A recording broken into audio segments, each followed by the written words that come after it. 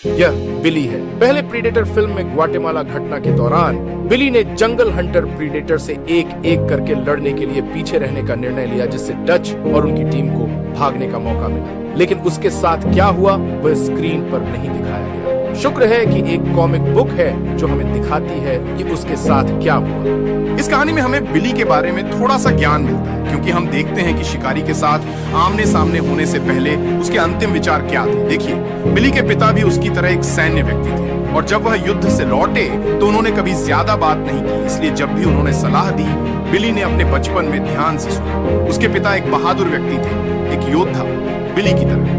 उसके पिता उसे कहते थे, अगर तुम्हें कोई समस्या है तो उससे भागो मत, उसका सामना करो, चाहे वह कितनी भी बड़ी क्यों ना हो। और यह तो बहुत बड़ी है, यह जंगल हंटर है। इस दृश्य के बारे में मुझे एक बात पसंद है। आप देखेंगे कि कैसे जंगल हंटर खुद को प्रकट कर रहा है ताकि वह बिली के साथ सम्मानपूर्वक हाथ से हाथ की लड़ाई कर सके। जब आप वोल्वरिन बनाम प्रीडेटर को देखते हैं तो लोगन ने इसे एक तरीके से समझाया जो मुझे वास्तव में पसंद है।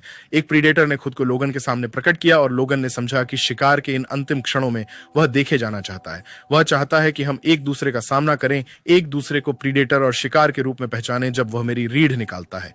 जंगल हंटर अंतिम प्रीडेटर था यार।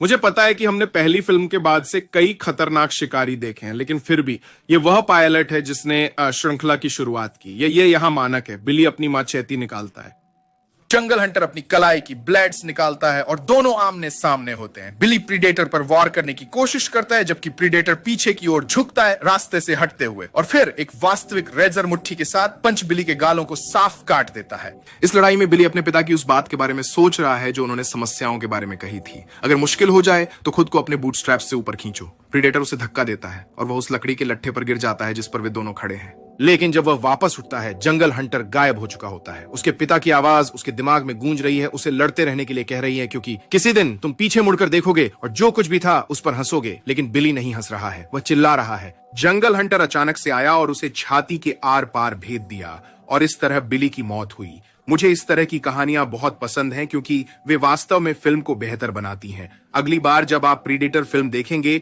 तो अब आपको पता होगा कि बिली के साथ पर्दे के पीछे क्या हुआ था।